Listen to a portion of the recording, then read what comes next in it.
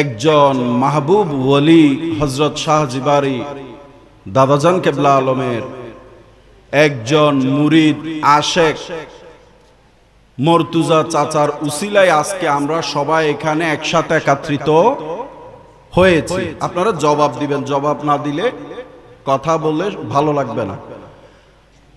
আমরা সবাই বলি এই জন্য আলহামদুলিল্লাহ। তাহলে এইখানে এসে কি আমাদের ক্ষতি হয়েছে না ভালো হয়েছে?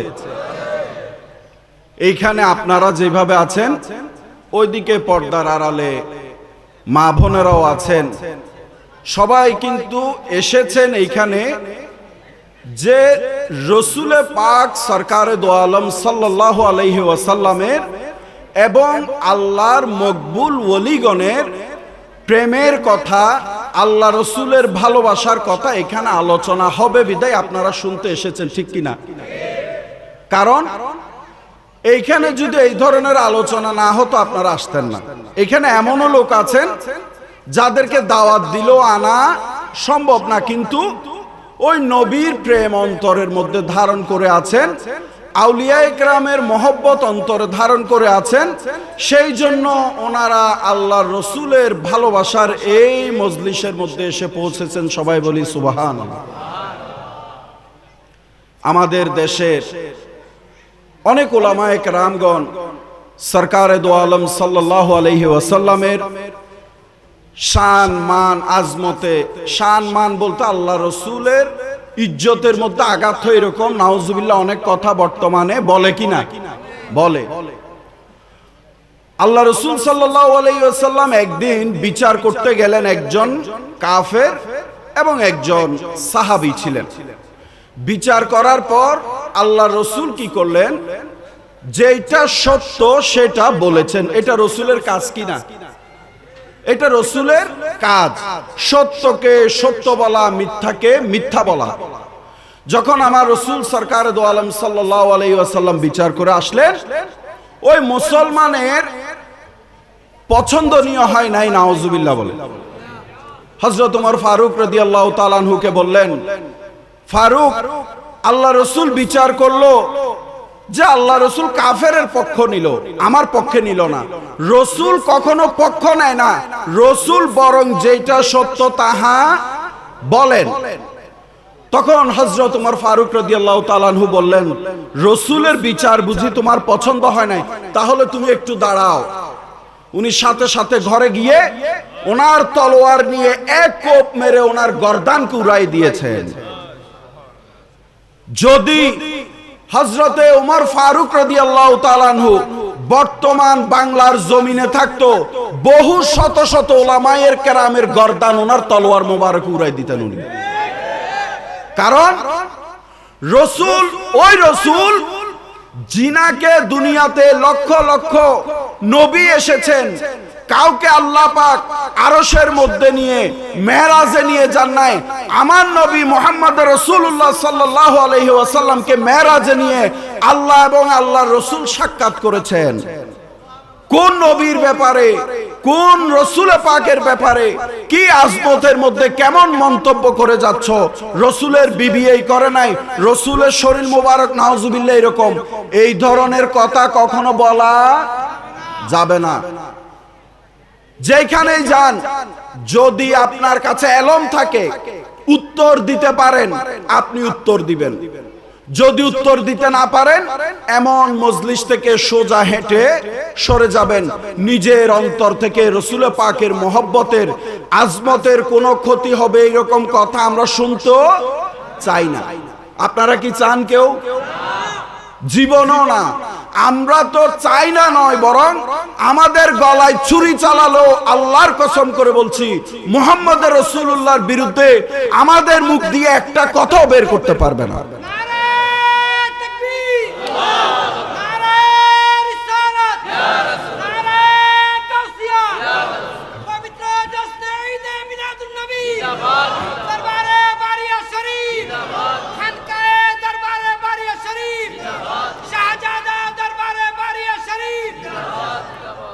যদি আজকের এই মজলিস, এখানে অনেক লক্ষ লক্ষ টাকা খরচ হয়েছে না? হয়েছে। যদি এই টাকাগুলো মর্তুজা কাকা মনে করেন উনি রেখে দিত, আপনারা কেউ কিছু বলতে পারতেন না। উনি এই মাহফিল করার উদ্দেশ্য হলো যে আমি যেই রকম আমার পীর ও মুর্শিদ আল্লাহ রসুলের প্রেমিক সৈয়দ আব্দুল বারী বাবাজান কেবলা যেভাবে আমার রসুলকে চিনেছে, অন্তত চাঁদপুরের মধ্যে এই মাহফিলের উসিলায় আপনারাও যেন ওই রসুলকে চিনতে পারেন, সেই জন্য এই মাহফিল করছে। বর্তমানে যেই জমানা আসছে গিভ এন্ড টেকের জমানা, দিলে তারপর একটা না একটা রেস বদল হয়, অর্থাৎ টাকা দিলে মাল দিবে, মালামাল না দিবে যতক্ষণ টাকা দিবেন, ঠিক কিনা? আমরা বাঙালি লাভে লোহা আলগায়, অলাভে ফোলাও আলগায় না। তো এইরকম দিনী খেদমত এগুলো করার একটাই উদ্দেশ্য যে রসুলের প্রেমিক হওয়ার জন্য আল্লাহ ওয়ালার সোহবতে বসে ওই আল্লাহ ওয়ালাগণের যখন কথা শুনবেন, রসুলের মনের মধ্যে আপনার প্রেম ধারণ হবে, তখন আপনি নবী প্রেমিক হিসাবে গণ্য হবেন। হযরত বিলাল রাদিয়াল্লাহু তাআলা আনহু, আমি রসুলের প্রেমিকের অবস্থা বলছি আপনাদেরকে। আল্লাহ রসুল সাল্লাল্লাহু আলাইহি ওয়াসাল্লাম ইন্তেকাল করার পর হযরত বিলাল রাদিয়াল্লাহু তাআলা আনহু উনি মদিনা শরীফ থেকে বাহিরে চলে যায়। ইন্তেকালের রসুলের প্রায় 6 মাস থেকে 1 বছরের মধ্যে আমার রসুল ওনাকে স্বপ্নে দেখান যে বিলাল, তুমি কি আমি রসুলকে দেখতে মন চায় না? বলুন না সুবহানাল্লাহ। তখন হযরত বিলাল রাদিয়াল্লাহু তাআলা আনহু ঘোড়া নিয়ে ওই ঘুম থেকে উঠে সাথে সাথে মদিনা মনোয়ারার দিকে রওনা করলেন। মদিনা মনোয়ারা এসে রসুলের রওজায়ে আকদসের উপর পড়ে কান্না করছেন, রসুলের রওজা শরীফের উপর পড়ে কান্না করছেন। পাশে হুজরাখানায় হযরত ইমাম হাসান এবং হুসাইন রাদিয়াল্লাহু তাআলা আনহু বলছেন, কে আমার নানা জানের এখানে কান্না করছে? তখন এসে দেখলেন হযরত বিলাল রাদিয়াল্লাহু তাআলা আনহু কান্না করছেন। ইমাম হাসান এবং হুসাইন রাদিয়াল্লাহু তাআলা আনহু ওনারা হলেন এক একজন রসুলের উপরের অংশ, আরেকজন হলো রসুলের শরীরের বদন মোবারকের নিচের অংশ। হুবহু ইমাম হাসান এবং হুসাইন রাদিয়াল্লাহুর সাথে মিল আছে। যখন কান্না করছেন, হযরত আবু বকর সিদ্দিক ইমাম হাসান এবং হুসাইন রাদিয়াল্লাহু তাআলা আনহুকে বললেন, আপনারা একটু বলুন যে আজকে মদিনাতুল মুনাওয়ারায় হযরত বিলাল রাদিয়াল্লাহু তাআলা আনহুকে আযান দেওয়ার জন্য, কারণ রসুল চলে যাওয়ার পর অনেক দিন হযরত বিলাল রাদিয়াল্লাহু তাআলা আনহুর আযান ওনারা শুনতে পাচ্ছেন না। আর উনি তো ওই বিলাল যার আযান শোনার জন্য প্রথম আসমানে ফেরেশতাকুল চলে আসে। তাহলে এটা আমার আপনার আযানের মতো। আরে রসুলের মতো হওয়া তো দূরের কথা, হযরত বিলালের কাছাকাছিও তো যাইতে পারবে না। তখন হযরত বিলাল রাদিয়াল্লাহু তাআলা আনহুকে যখন আওলাদে রাসূলগণ হুকুম করলেন, হযরত বিলাল রাদিয়াল্লাহু তাআলা আনহু মিম্বারে উঠলেন, আল্লাহু আকবার বললেন, আশহাদু আল্লা ইলাহা ইল্লাল্লাহ বললেন।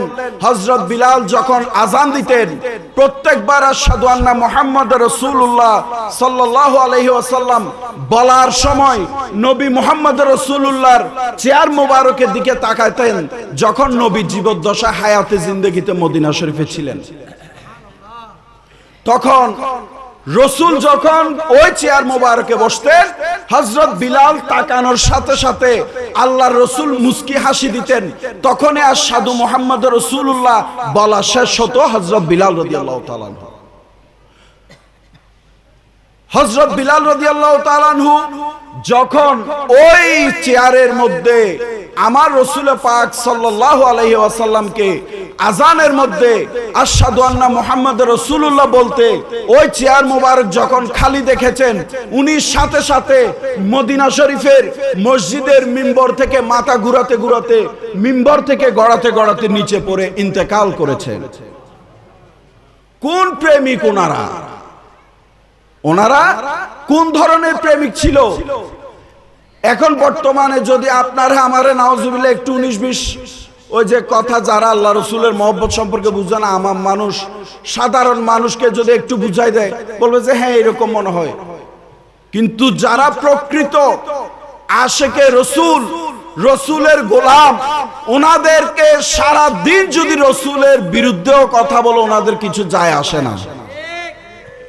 কারণ ওনার অন্তরের মধ্যে নয়, ওনার আপাদে মস্তক সমস্ত কিছু রসুলের প্রেমে উজাড় করে দিয়েছেন।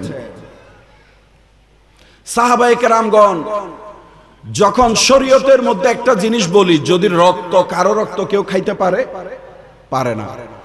যুদ্ধের মধ্যে আমার রাসূল সরকার দো আলম সাল্লাল্লাহু আলাইহি ওয়াসাল্লামের দন্দন মোবারক যখন শহীদ হয়ে রক্ত গড়ায় পড়তে থাকে, সাহাবায়ে কেরামগণ এক ফোঁটা রক্তের জর্রা নিচে মাটিতে পড়তে পড়তে এভাবে হাতে নিয়ে খেয়ে ফেলেছেন। ওইটা কি কোরআনে আছে? বলেন না, কোরআনে আছে না। মোহব্বত এইটা অন্য জিনিস, এইটা আপনি যত কিছু আছে এগুলোর সাথে মিলায়ে পারবেন না। রক্ত খাওয়া হারাম, রসুলের রক্ত যখন খেয়েছেন, রসুল যখন বলেন নাই যে এটা হালাল না হারাম, রসুল তো হারাম বলে নাই, রসুলের প্রেমে রসুলের রক্ত মোবারক খেয়ে ফেললো, আল্লাহ পাক নিজেই খুশি হন। তাহলে যখন রাসূল পাক সাল্লাল্লাহু আলাইহি ওয়াসাল্লাম নামাজের জন্য উযু করতেন, আমার নবী উযু করতেন, আমার কথা বুঝতে অসুবিধা হয়? আমার রাসূল যখন উযু করতেন, সাহাবায়ে কেরামগণ এক ফোঁটা পানি মাটিতে পড়তে দিত না। এইভাবে রাসূল উযু করতেন, পানিগুলো এইভাবে নিয়ে নিয়ে খেয়ে ফেলতেন। এটা কোরআনে আছে, হাদিসে আছে। এটা কিসের কারণে করে? ওটা ওই মহব্বতের কারণে করে। এবং ওই পানি খাওয়ার পর যদি বাহির থেকে কোনো সাহাবায়ে কেরাম এসে ওই পানি না পায়, তখন ওই যে সাহাবী পানি খেয়েছেন ওনার হাতটাকে নিয়ে নিজের বুকের মধ্যে মালতেন, যেহেতু উনি পানি পায় নাই, অন্তত ওনার হাতে পানি লেগেছে, এই হাতটা হলো আমার বুকে লাগায়। বলেন সুবহানাল্লাহ। নবীকে সাহাবায়ে কেরামগণ ওই রকম করে ভালোবেসেছেন, ওই রকম। নারে তাকবীর, নারে তাকবীর, নারে রিসালাত, নারে গাউসিয়া, দরবারে বারিয়া, আমাদের কেবলার আগমন, আমাদের কেবলার আগমন। মেহরবানি করে আদব সহকারে আপনারা বসে পড়ুন। আল্লাহুম্মা সাল্লি আলা সাইয়্যিদিনা মাওলানা মুহাম্মদ ওয়া আলা আলি সাইয়্যিদিনা মাওলানা মুহাম্মদ। আমি একটা কথাই বলতে চাই, একটা হাদিস শরীফ, এটা বলে শেষ করব। রাসূল পাক সাল্লাল্লাহু আলাইহি ওয়াসাল্লাম একদিন বিচার করতে গেলেন। বিচার করতে যাওয়ার সময় সাহাবায়ে কেরামগণ নামাজ আদায় করছেন। হযরত আবু বকর সিদ্দিক রাদিয়াল্লাহু তাআলা আনহু উনি নিজে ইমামতি করছেন। উনি নিজে কি করছেন? ইমামতি করছেন। রাসূল পাক সাল্লাল্লাহু আলাইহি ওয়াসাল্লাম ওই নামাজ চলাকালীন অবস্থায় আমার রাসূল পিছন থেকে আসতেছে। কোত্থেকে? পিছন থেকে আসতেছে। যখন নিয়ত বেঁধে সাহাবায়ে কেরাম নামাজ পড়তেছেন, বর্তমান দেখেন শরীয়তের মাসালা হলো আপনার চোখ যায় নামাজ থেকে এইভাবে হাঁটাইলো নামাজ হবে না। তখন আমার রাসূল যখন পিছন থেকে আসতেছেন, সবগুলো রসুলের প্রেমিক সাহাবী ছিল। সাহাবায়ে কেরামগণ নামাজ পড়ছেন, সামনে এইভাবে দাঁড়িয়ে, রসুল আসছেন পিছন থেকে। তাহলে বলতে পারে কিভাবে? কথা আছে না? বলতে পারেন কিভাবে? আল্লাহ রসুল আসতেছেন, আল্লাহ রসুলের শরীর মোবারকের ঘ্রাণ যখন বাতাসের সাথে মসজিদে নববীতে প্রবেশ করে, তখন সাহাবায়ে কেরাম বুঝতে পারছেন যে নিশ্চয় আমার রসুল পিছন থেকে আসতেছেন। তখন অনেক সাহাবায়ে কেরাম হযরত আবু বকর সিদ্দিক রাদিয়াল্লাহু তাআলা আনহু বুঝার জন্য গলা কাশি দিচ্ছেন, করে কাশি দিচ্ছেন, যেন হযরত আবু বকর সিদ্দিক বুঝতে পারে যে পিছন থেকে আমার নবী মুহাম্মদ রাসূলুল্লাহ আসতেছেন। অনেকে হাতের উপর নিয়ত অবস্থায় এইভাবে টাক টাক করে বাড়ি দিচ্ছেন যেন বুঝতে পারে নবীজি পিছন থেকে আসতেছেন। হযরত আবু বকর সিদ্দিক রাদিয়াল্লাহু তাআলা আনহু নামাজের মধ্যে চিন্তা করছেন যে ওনারা কেউ গলা কাশি দিচ্ছে, কেউ এইভাবে আওয়াজ করছে, কারণ কি? হযরত আবু বকর সিদ্দিক রাদিয়াল্লাহু তাআলা আনহু যাই নামাজ থেকে নেমে পিছনে ফিরে দেখলেন আমার নবী মুহাম্মদ রাসূলুল্লাহ এসেছেন। তাহলে রসুলের জন্য যাই নামাজ ছেড়ে দিয়েছেন কে? হযরত আবু বকর সিদ্দিক রাদিয়াল্লাহু তাআলা আনহু। তাহলে হযরত আবু বকর সিদ্দিক রাদিয়াল্লাহু তাআলা আনহু থেকে বেশি বুঝেন, বেশি মানেন নবীকে, এরকম কেউ আছেন? না। হযরত আবু বকর সিদ্দিক রাদিয়াল্লাহু তাআলা আনহুকে রাসূল হুকুম করলেন, আবু বকর তুমি নামাজ পড়াও। শুধু উনি ইশারা করলেন, মাথা নাড়িয়ে না। আল্লাহ রাসূল বাকি নামাজ আদায় করেছেন। আদায় করার পর আল্লাহ রাসূল বললেন যে আবু বকর তোমাকে নামাজ পড়াতে বললাম আমি, তুমি নামাজ পড়ালে না কেন? হযরত আবু বকর সিদ্দিক বললেন, রাসূলুল্লাহ পিছনে, আবু বকর আগে, এটা কখনো হতে পারে না। রাসূলুল্লাহ আগে থাকবে, গোলামগণ পিছনে থাকবে। তাহলে রসুলের জন্য যাই নামাজ ছেড়ে দিল, নামাজ হইতে থাকে কার? আল্লাহ। তো সুতরাং মতলববাসী আপনাদেরকে এটাই বুঝাতে চাচ্ছি যে সত্যিকার আল্লাহর রসুলকে ভালোবাসতে হলে হক্কানি আল্লাহ ওয়ালা সোহবতে বসতে হবে। ওনাদের সোহবত পাওয়ার পর আপনার অন্তরে নূরের বাতি জ্বলার পর আপনি রসুলের সত্যিকার প্রেমিক হিসাবে রসুলের গোলামের খাতায় আপনার আমার নাম উঠবে।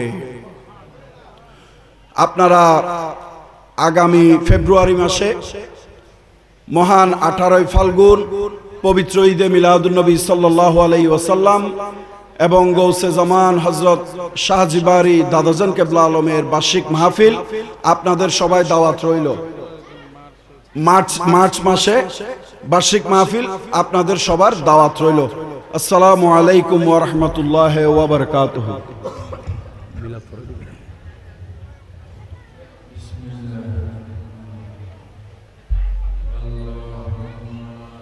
سيدنا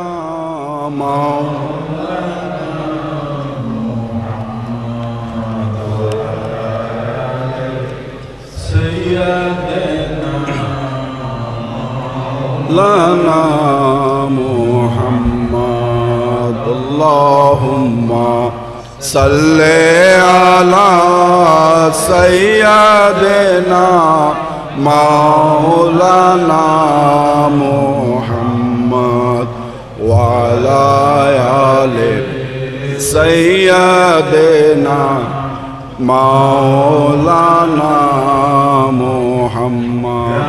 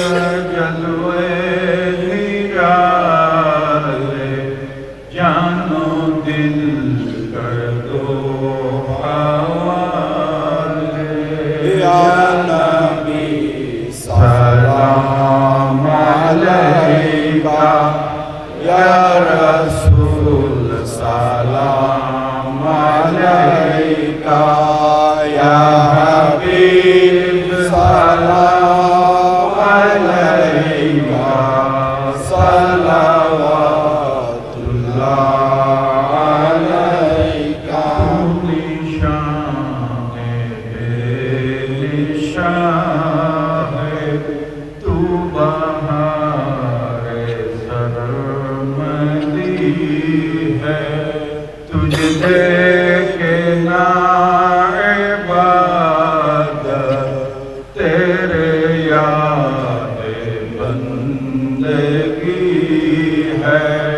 ইয়া নবী সালাম আলাইকা ইয়া রাসূল সালাম আলাইকা ইয়া হাবিব সালাম আলাইকা সালাওয়াতুল্লাহ আলাইকা रिसालत पे लाखों सलाम जलवा गाहे नबूवत पे लाखों सलाम लगनुल्लाह बिकमालिही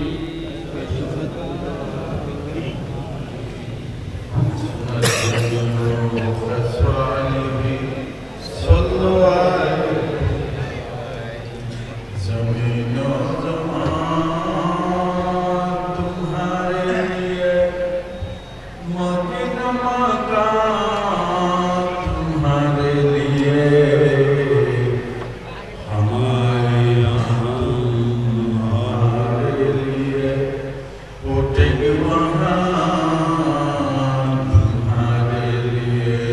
بلغ العلا بكماله كشف الدجى بجماله حسن جميع خصاله صلوا عليه وآله الحمد لله الله رب الجود দয়া মেহেরবানি করে জহিরাবাদে এই জায়গায় আলামিন বারিয়া খানেকা শরীফের উদ্যোগে আলহাজ জনাব সুফি মর্তুজা ভাই এবং বারিয়া দরবার শরীফের আশেক প্রেমিক ভক্ত এলাকাবাসীর উদ্যোগে আয়োজিত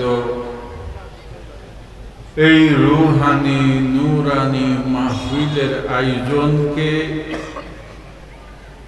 সমস্ত উলামায়ে কেরামগণের আলোচনাকে হাজরানে মজলিসের আশা বসা উপস্থিতিকে শোনাকে আল্লাহ পাক রব্বুল ইজ্জত দয়া মেহেরবানি করে কবুল আর মঞ্জুর করুন আমিন। এবং এখানে উলামায়ে কেরামগণ এক একজন এক একভাবে আল্লাহ এবং রাসূল পাকের শান মান আউলিয়া কেরামগণের সুফিগণের শান মান আলোচনা করেছে। এই আলোচনা শুনে সবাইকে আল্লাহ পাক মনে রাখার তৌফিক দান করুক এবং ওই শোনাকে মনে রেখে বাকি জীবন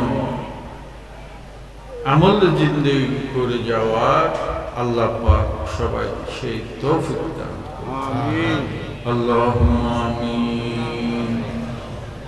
আল্লাহু আকবার আল্লাহু আকবার আল্লাহু আকবার। আলহামদুলিল্লাহ আলহামদুলিল্লাহ আলহামদুলিল্লাহ। ইয়া আল্লাহু ইয়া রহমানু ইয়া রহিম ইয়া হাইয়্যু ইয়া কাইয়্যুম। আয় আল্লাহ আয় আল্লাহ, বর্তমান যেই কঠিন দিনের দিকে তরিকার দিকে যে কঠিন অবস্থায় আল্লাহ পাক আমরা জীবন যাপন করতেছি, কোন সময় কার ঈমান আকীদা আমল নষ্ট হয়ে যায়, চুরি হয়ে যায়। প্রত্যেকের দ্বীন ঈমান আকীদা আমলকে আল্লাহ পাক দয়া মেহেরবানি করে হেফাজতি দান। আল্লাহ প্রত্যেকের দ্বীন ঈমান আকীদা আমলকে হেফাজতি দান করো। ফজল করিয়া রব মুহাম্মদ मुस्तफ़ा के वास्ते सैयद कौनैन शाहे अंबिया के वास्ते हजरत मौला अली करमल वजू के वास्ते हजरत हुजूर सैयदना गौस पाक रज़ियल्लाहु तआला अन्हु के वास्ते हजरत शाह जिबारी रहनुमा के वास्ते। अल्लाह যারা হাত বাড়িয়েছে আয় আল্লাহ প্রত্যেকের জানা অজানা ইচ্ছা অনিচ্ছা যত রকমের ভুল ত্রুটি কবিরা সগীরা গুনাহ খোদা দয়া করে তুমি মাফ করে দাও। আয় আল্লাহ সকলের গুনাহ মাফ করে দাও। আল্লাহ পাক এই মাহফিলের চতুর্পাশে বিভিন্ন জায়গায় যে কবরবাসী আছে, আল্লাহ এই মাহফিলের সমস্ত সওয়াব প্রত্যেক কবরবাসীর আরো আগে পৌঁছাই দিও। আল্লাহ প্রত্যেক কবরবাসীকে মাফ করে দিও। আল্লাহ দয়া করে মাফ করে দিও, জান্নাতবাসী করে দিও। আল্লাহ পাক এই মুহূর্তে যারা যে যে আশা নিয়ে, আরজি নিয়ে, ফরিয়াদ নিয়ে এবং আমি আশা হতে পর্যন্ত যারা যে বিষয়ে দোয়া চেয়েছে, আল্লাহ সকলের সমস্ত আরজি মনোবাসনা দয়া করে আল্লাহ তুমি কবুল করে দাও। খাস করে আজকের এই মাহফিলে যারা শারীরিক আর্থিকভাবে খেদমত করেছে, আল্লাহ আল্লাহ প্রত্যেকের সমস্ত খেদমতকে তুমি কবুল করে দাও। আল্লাহ তাদের প্রত্যেকের ইহকাল পরকালের হার বিষয়ে হার ফনে কামিয়াবি দিও। আল্লাহ পাক যারা হাত বাড়িয়েছে, আল্লাহ প্রত্যেকের ব্যবসা বাণিজ্যের মধ্যে, চাকরির মধ্যে, কর্মের মধ্যে খায়রু বরকত দিও। হালাল গাজা, হালাল রুজি আল্লাহ সবাইকে নসিব করে দিও। আল্লাহ পাক যারা অসুস্থ আছে, আল্লাহ তুমি দয়া করে সবাইকে সুস্থ করে দিও। আল্লাহ সবাইকে সুস্থ করে দিও।